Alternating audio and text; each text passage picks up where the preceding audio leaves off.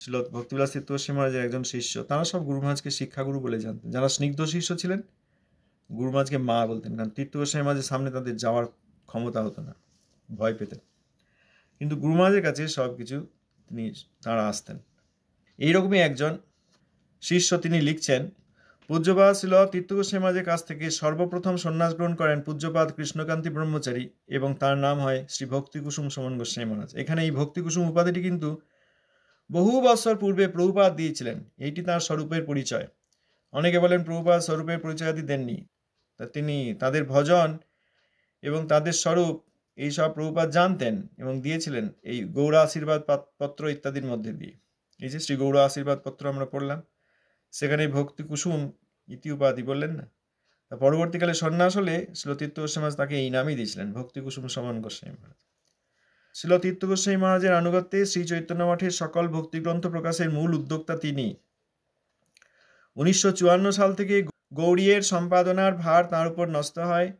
এমনকি সমস্ত গৌড়ীয় সমাজ ও বিদ্বৎমণ্ডলী অর্থাৎ পণ্ডিতগণ সমন গোস্বামী মহারাজের দ্বারা প্রকাশিত সমস্ত পারমার্থিক গ্রন্থের তাত্ত্বিক এবং দার্শনিক ভাবধারাকে বহু বানন করেন।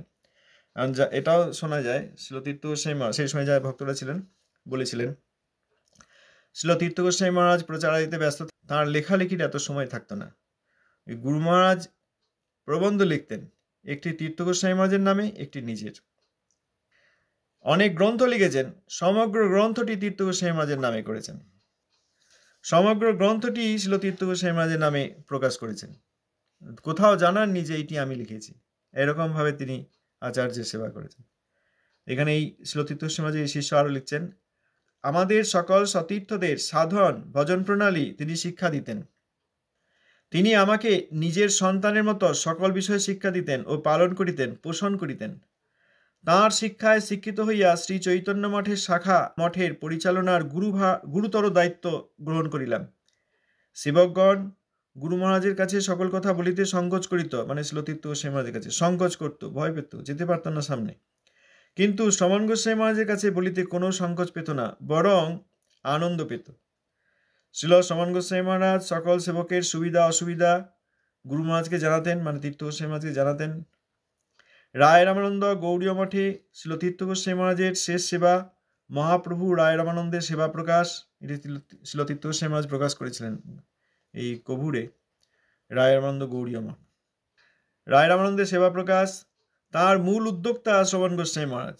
তীর্থ গোস্বামী মহারাজ প্রকাশ করেছিলেন, কিন্তু উদ্যোগ ছিল শ্রীল গুরু মহারাজ, শ্রীল ভক্তি কুসুম সমন গোস্বামী মহারাজের।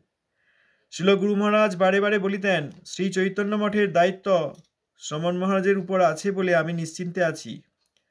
শ্রমণ মহারাজের অপ্রকটের পর তার অভাব তোমরা বুঝতে পারবে। শ্রীল শ্রমণ মহারাজ আমাকে যে পারমার্থিক শিক্ষা দিলেন তার জন্য তাঁর চরণে আমি চিরঋণী। শ্রীল তীর্থ গোস্বামী মহারাজ একজন স্নিগ্ধ শিষ্য এই কথা লিখেছেন, অনেক পুরনো একটি পত্রিকা থেকে পড়ে দেখলাম। তো আমাদের প্রার্থনা, প্রভুপাদের একনিষ্ঠ শিষ্য শ্রীল তীর্থ গোস্বামী মহারাজের গুরুভ্রাতা এবং তার কাছে সন্ন্যাসও নিয়েছেন, একসঙ্গে ভজন করতেন, সেই শ্রীল ভক্তিকুসুম সমন গোস্বামী মহারাজ আমাদের প্রতি প্রসন্ন হন। আজকের যুগে এত বৈষ্ণব অপরাধ, গুরুবজ্ঞা, পরম গুরুচরণে অপরাধ, এইসবের মধ্যে এত স্নিগ্ধ প্রীতি দেখা যায় না। গুরু মহারাজ তাঁর গুরুভ্রাতাদের প্রতিও তার সঙ্গে খুব ভালো সম্বন্ধ ছিল।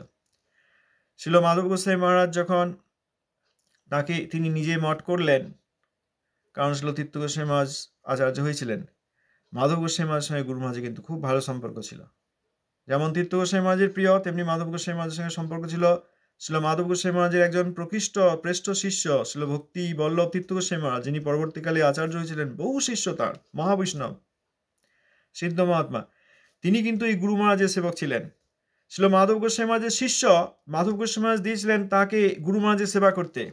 এবং আমি সাক্ষাতে যখন তার সঙ্গে দেখা করেছিলাম একবার মুম্বাই এয়ারপোর্টে, আমাকে বলেছিলেন যে শ্রীল ভক্তি কুসুম সমন গোস্বামী মহারাজ তিনি তোমাকে কিভাবে কথা বলতে হয়, কিভাবে বক্তৃতা দিতে হয়, কিভাবে প্রবন্ধ রচনা করতে হয়, কিভাবে প্রুফ কারেকশন করতে হয়, এইসব আমি তার কাছ থেকেই শিখেছিলাম। তিনি আমার শিক্ষাগুরু। দেখুন, মাধব গোস্বামী মহারাজের শিষ্য গুরু মহারাজের এই প্রশংসা করছেন। তিনি পার্সোনাল সেক্রেটারি ছিলেন গুরু মহারাজের, দিয়েছিলেন কে? শ্রীল মাধব গোস্বামী মহারাজ, যাও আমার গুরু ভাইয়ের সেবা করো কি। আবার এমনি অন্য কোনো শিষ্য নন, যে শিষ্য পরে তাঁর পৃষ্ঠ এবং তাকে এই ভক্তিবল্লভ তীর্থ গোস্বামী মহারাজ তাকে ডেকে এনে আচার্যত্ব দিয়েছিলেন মাধব গোস্বামী মহারাজ। এত প্রিয় শিষ্য, তাঁকে নিযুক্ত করেছিলেন গুরু মহারাজের সেবায়। আবার ছিল ভক্তি প্রজ্ঞান কেশব গোস্বামী মহারাজ, তাঁর নিজের মঠ ছিল, প্রভুপাদের অতি প্রিয় শিষ্য। তাঁর সঙ্গে গুরু মহারাজের খুব সখ্য, খুব হৃদ্যতা ছিল। যেমন হৃদ্যতা ছিল তেমনি প্রেমালাপন ছিল, তেমনি প্রেম কোন্দল ছিল। এই দুটিই হয় বন্ধুদের মধ্যে, ভাব হয় আবার ঝগড়াও হয় প্রাকৃত জগতে। আর অপ্রাকৃতে যেমন প্রেমালাপ তেমনি প্রেম কোন্দল, হয়েছে দুই। আর কেশব গোস্বামী মহারাজ গুরু মহারাজ একাত্ম ছিলেন।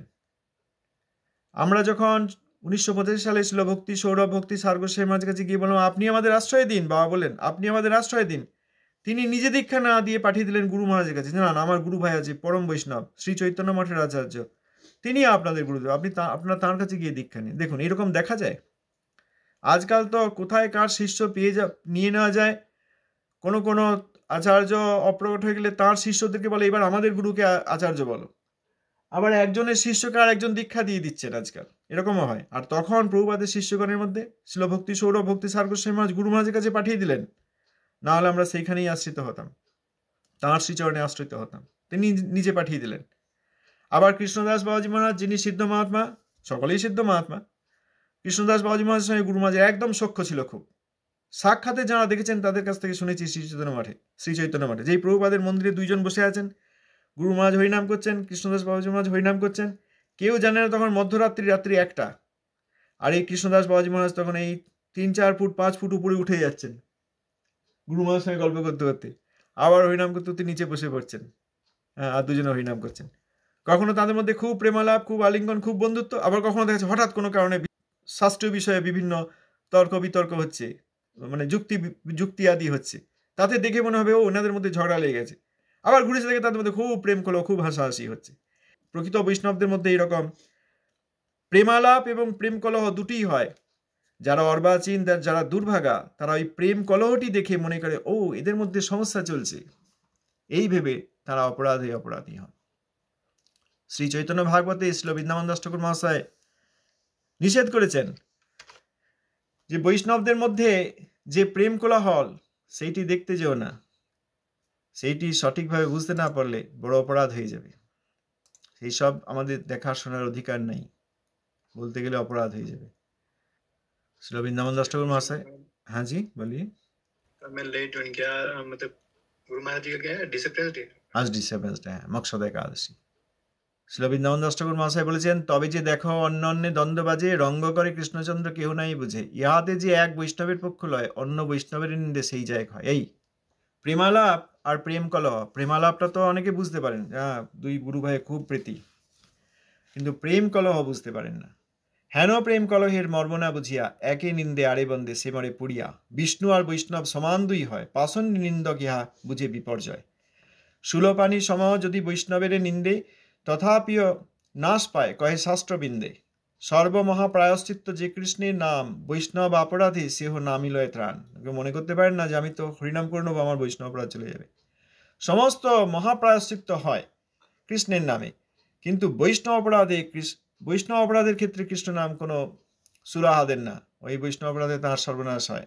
ওই বৈষ্ণব অপরাধে ক্ষমা চাওয়ার একটি উপায়, ওই বৈষ্ণবের কাছে ক্ষমা চাওয়া। এগুলি সব শ্রী চৈতন্য ভাগবত থেকে।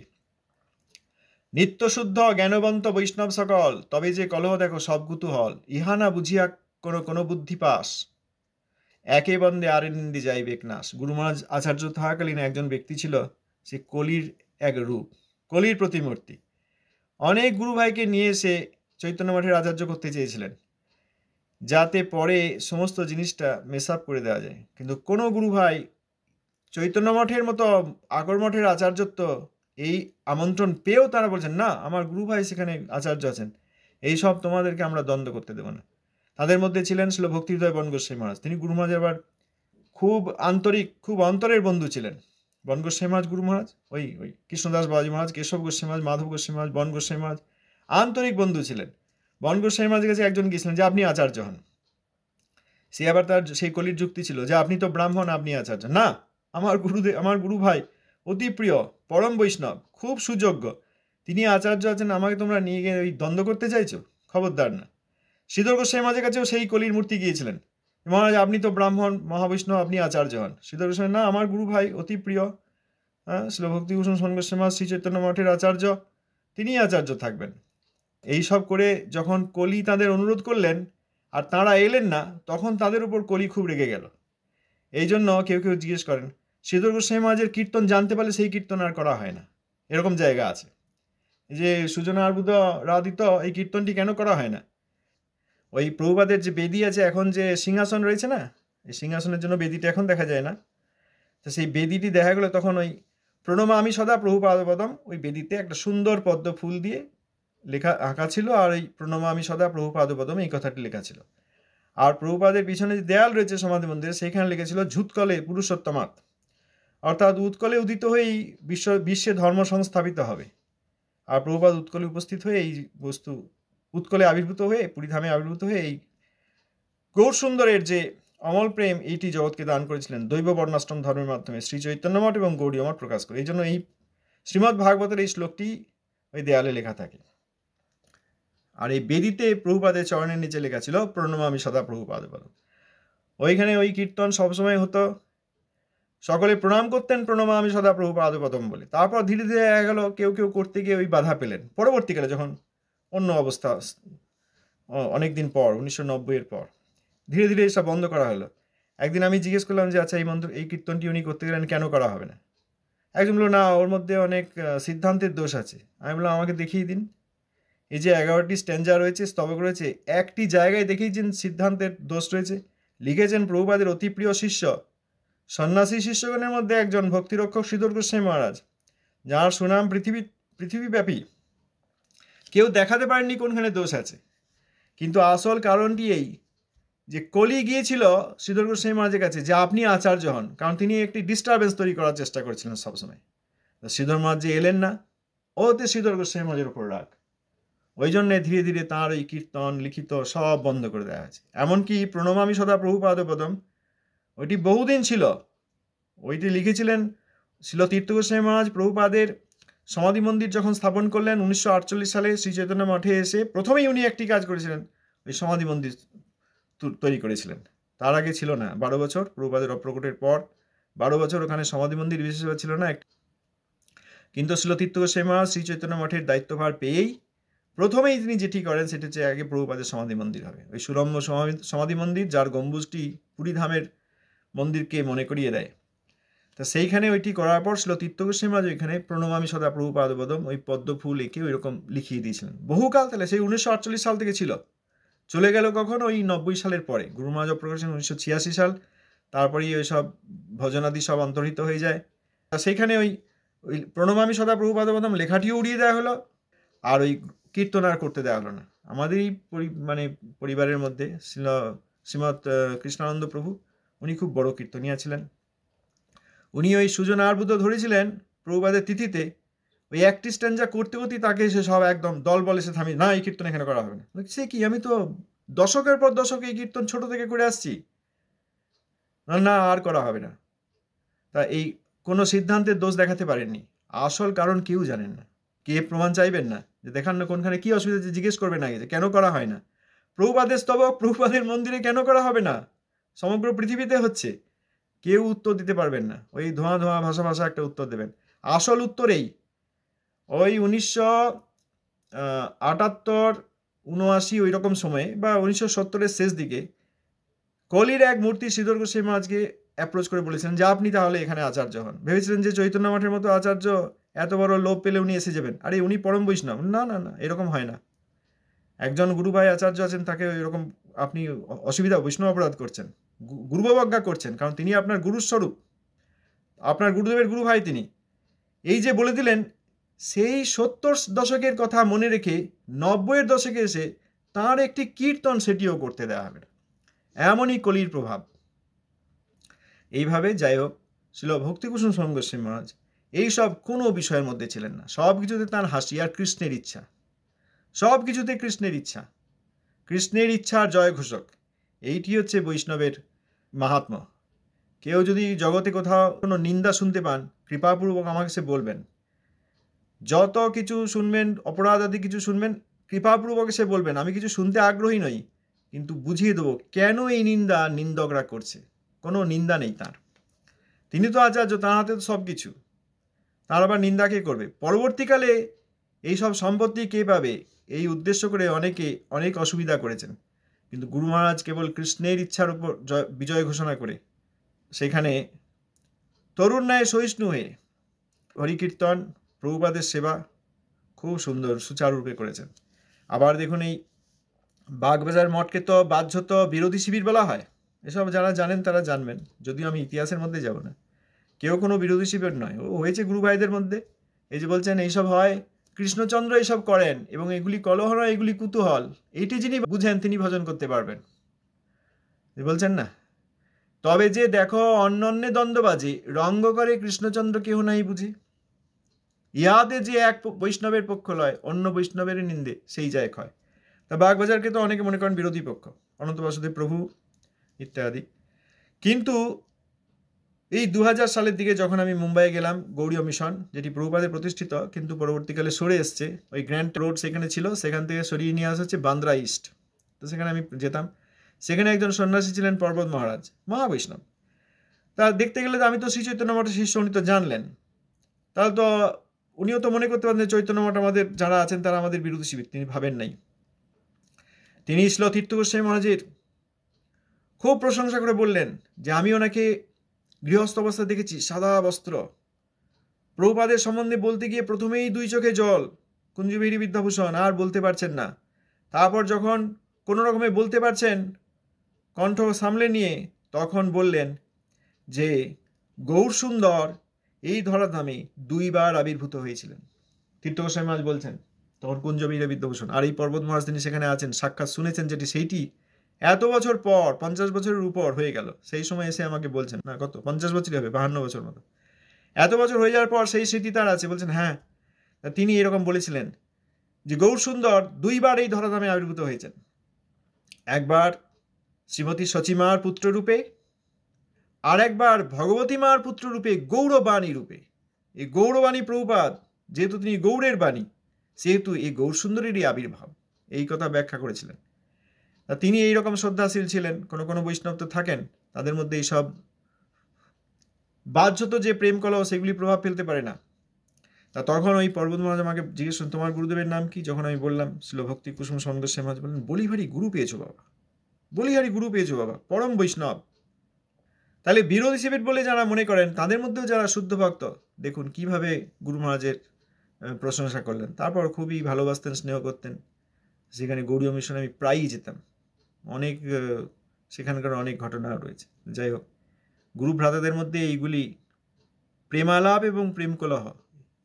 আমাদের পর্বত মহারাজ কথা বলেছিলেন গৌড়ীয় মিশনে বান্দ্রা মুম্বাইয়ে, যে তোমার গুরু মহারাজ যতদিন প্রকট ছিলেন ততদিন সব ছিল, পরম্পরা ছিল, ভজন ছিল, ভজনের পরিবেশ ছিল, হরিনাম কীর্তন ছিল। তারপর সব অপ্রকট হয়ে গেছে। কে বললেন? কে এত ভালোবাসলেন? কে এত শ্রদ্ধা করলেন? তথাকথিত এই জগতে যে কলি যে দলাদলি কলহ ইত্যাদি তৈরি করছে তাদের মধ্যে নয়, যাকে বাহ্যত মনে হয় অন্য শিবিরের ভক্ত, তিনি প্রশংসা করলেন। ওই 86 সাল পর্যন্ত ততদিন সব ছিল, পরম্পরা ছিল, ভজন ছিল, সব ছিল। তারপরে পরম্পরা, ভজন, মঠ, সেবা সব কিছু অপ্রকট হয়ে গেছে। ধন্যবাদ, প্রণাম। জয় গুরু মহারাজ, জয় প্রভুপাদ, জয় সবার সৎপ্রভু।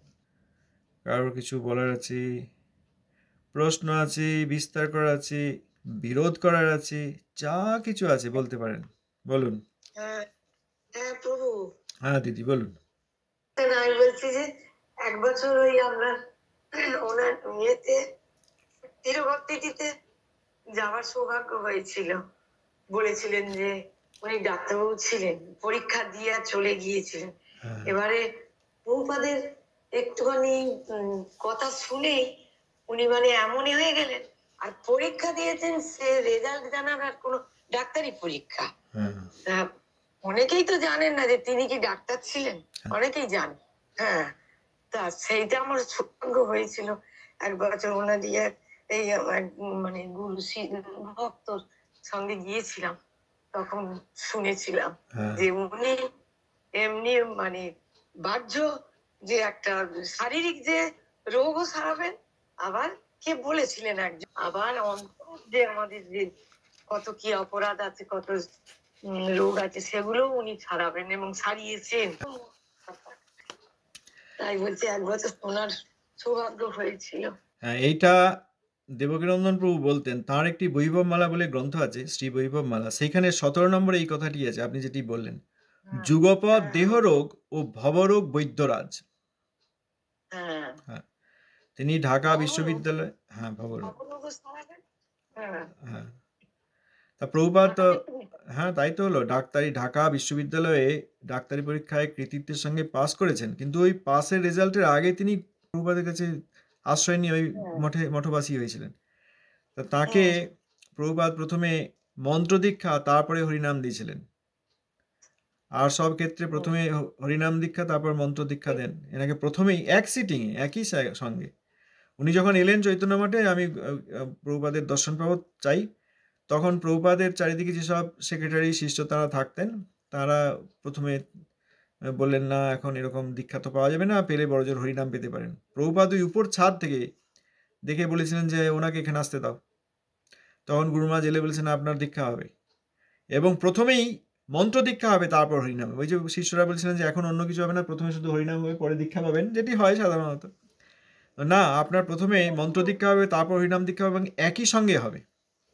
দীক্ষা দেওয়ার পর প্রভুপাদ জিজ্ঞেস করলেন, ডাক্তারবাবু আপনাকে তো এখন দীক্ষা চাইলেন, দীক্ষা দিলাম, এখন আপনি কি করবেন?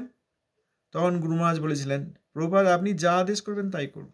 তখন বললে, আচ্ছা আপনি শ্রী চৈতন্য মঠে থাকুন, এখানে কোনো ডাক্তারাদি নেই, সেবকগণ আছেন, তাদের আপনি এই চিকিৎসা বিদ্যার দ্বারা সেবা করবেন। হ্যাঁ, যুগপৎ দেহরোগ ও ভবরোগ বৈদ্যরাজ। মুশকিল হচ্ছে, দেখুন, শ্রীল তীর্থ গোস্বামী মহারাজ যাকে এত ভালোবাসলেন নিজের ভাই বলে, যিনি শ্রীল তীর্থ গোস্বামী মহারাজের কাছে প্রথম সন্ন্যাস প্রাপ্ত, অন্যান্য প্রভুপাদের শিষ্যগণ যার এত প্রিয়, এবং শ্রীল তীর্থ গোস্বামী মহারাজের শিষ্য, মাধব গোস্বামী মহারাজের শিষ্য, দেখছেন না, বন গোস্বামী মহারাজের শিষ্য, এনারা গুরু মহারাজকে এত ভালোবাসেন। সেখানে বর্তমানে গুরু মহারাজের কথা কেউ জানতে পারেন না, এটার কারণ কি? যে আপনি বলছেন ভালো, আপনি গিয়েছেন বৃন্দাবনে, সেখানে একটি মঠে ভক্তদের কাছ থেকে তার মহিমা শুনেছেন, এটা ভালো, তার আগে আপনি জানতে পারেননি, বা অনেকেই জানতে পারেন না, এর কারণ কি?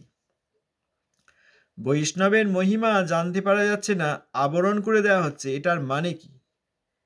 এটা কে করেন? বৈষ্ণবের মহিমা তো ভগবানও প্রকাশ করেন, আর আবরণ করার চেষ্টা কে করেন বলতে পারবেন? বৈষ্ণবের মহিমা আপনার শুনে যে এত ভালো লেগেছে, তো জানাই দরকার। কারণ তীর্থ গোস্বামী মহারাজ প্রকট থাকতে তার শিষ্যদেরকে দীক্ষাটি দেওয়ার পর বলেন, জান ওই সব সমন মহারাজের কাছে গিয়ে জেনে নেবেন, কেমনভাবে অর্চন করতে হয়, কেমনভাবে আহ্নিক করতে হয়, কীভাবে হরিনাম করতে হয়, কীভাবে গ্রন্থ লিখন করতে হয়, কীভাবে বক্তৃতা দিতে হয়, কীভাবে প্রচারাদি করতে, সব ওই সমন মহারাজের কাছে। তীর্থ গোস্বামী মহারাজের সময় ছিল না, তিনি কাউকে কিছু বলতেন না, ওই দীক্ষাটি দিতেন। তারপর তাঁরই আর এক রূপ, তাঁর কাছে স্বয়ং তীর্থ গোস্বামী মহারাজ পাঠিয়ে দিতেন। তাহলে ছিল তীর্থ গোস্বামী মহারাজের শিষ্যগণ যাকে কাকা গুরু বলছেন, নিজের গুরুদেবের কাছে যেতে না পেরে সমন গোস্বামী মহারাজের কাছে গিয়ে সব জিজ্ঞাসা করছেন। আজকে সেই তীর্থ গোস্বামী মহারাজের ধারায় কেউ গুরু মহারাজকে জানতে পারছেন না কেন? এই উত্তরটা আপনি একদিন রিসার্চ করে বা ভেবে চিন্তে আমাকে একদিন দেবেন তো, আগামীকাল বলবেন।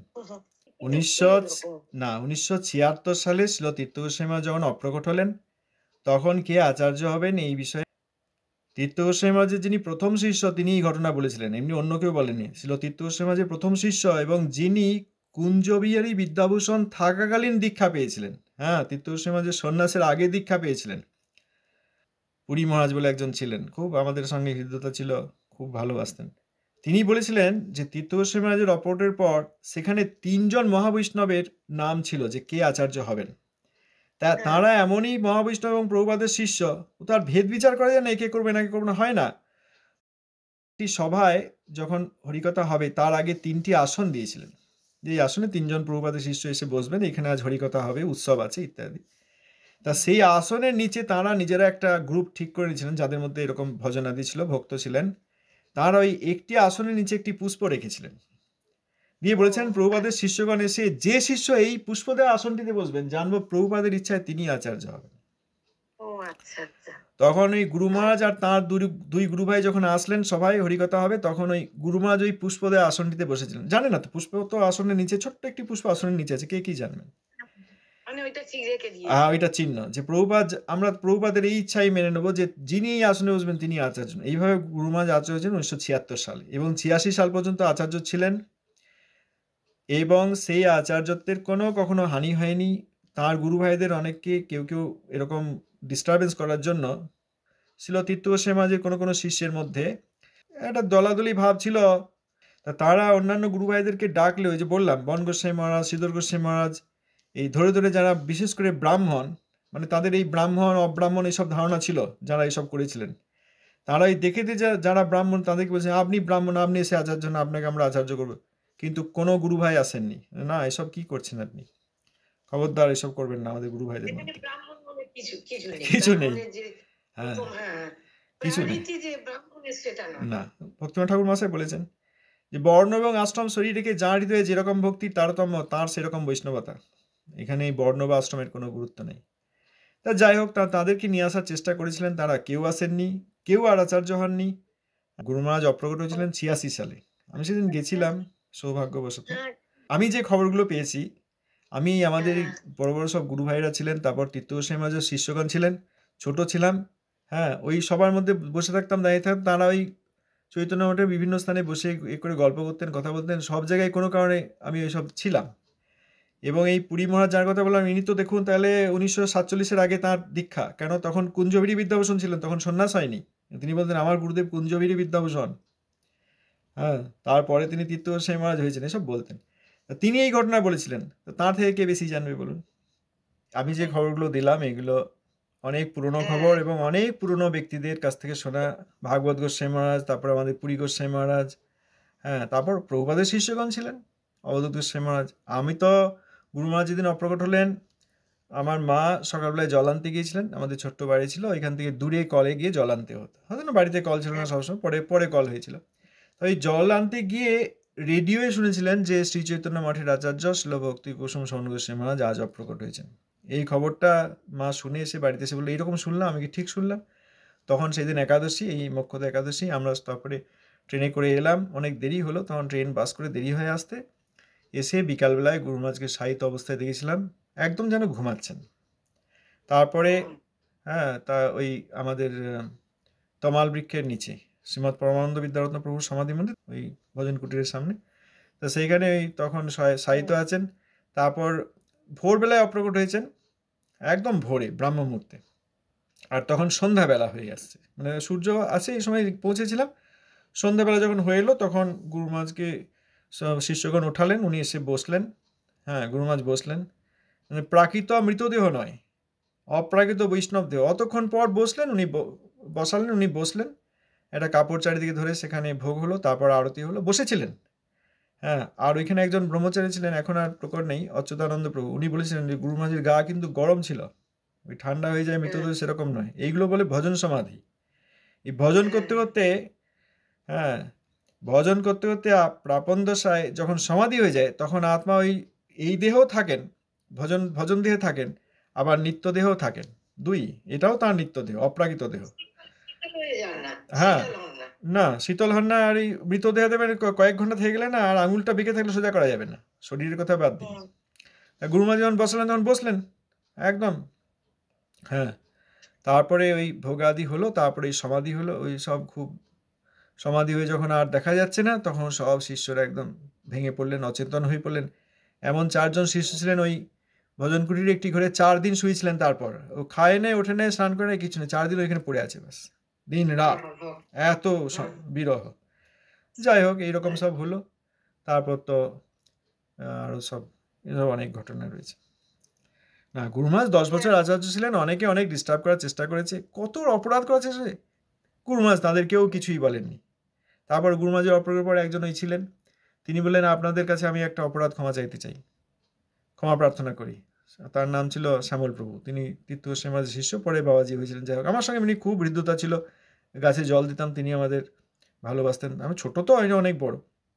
তা ওই গুরু মহারাজের অপ্রকটের পর যখন সভা হচ্ছে, উনি এসে বললেন যে আপনাদের সামনে আজ আমি একটু বড় অপরাধের ক্ষমা চেয়ে নিই। একবার খুব রেগে গিয়ে এই হাতে মোটা চাবির তোড়া ছিল, ভান্ডারি, মানে সব চাবি তো এখানে থাকে, ভান্ডার, চাল ধান গোলা অমুক তমুক সব, ঘর, বড় চাবি। আপনার আমি ভান্ডারির পদ আমার দরকার নেই বলে ছুড়ে দিয়েছিলাম চাবির গুরুদেবের দিকে, উনি দিয়েছিলেন।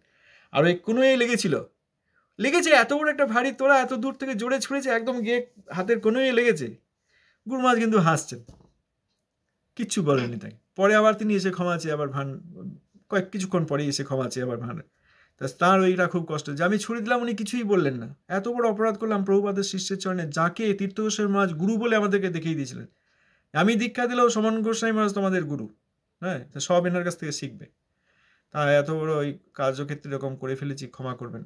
এরকম অনেক শিষ্য আছেন যারা পরে ক্ষমা চেয়েছেন। যাই হোক, অনেক ঘটনা আছে, কিন্তু এই ঘটনাগুলি আবার ওই ব্যতি রেখে গুরু মহারাজ ছিল, প্রভুপাদ ছিল সরস্বতী ঠাকুর। এই গ্রন্থ যদি কেউ পড়েন, সেখানে গুরু মহারাজ লিখেছেন যে যারা শিষ্য, যারা অনুগত, তারা তো গুরুদেব, গুরুবর্গ, পরম গুরুদেব এনাদের প্রচার করেন, কিন্তু যারা বিরোধ করেন সাক্ষাতে, তারা ব্যতি রেখে আরও ভালো প্রচার করেন।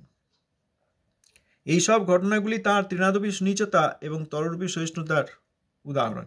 আর সর্বদা অমানি, শিষ্যরা প্রণাম করলে তিনি প্রণাম করতেন। আমি দেখেছি তো, যখন বয়স হয়ে গেছে, চেয়ারে বসে আছেন, গোবিন্দ মন্দিরে আরতি পরিক্রমার পর সব ভক্তরা এসে প্রণাম করেন তো, ও তার আগেই সর্বেব বৈষ্ণব নম বলে আগে তিনি প্রণাম করতেন। সবাই আসার আগে তিনি প্রণাম করে বসে থাকতেন, সর্বেব বৈষ্ণব নম।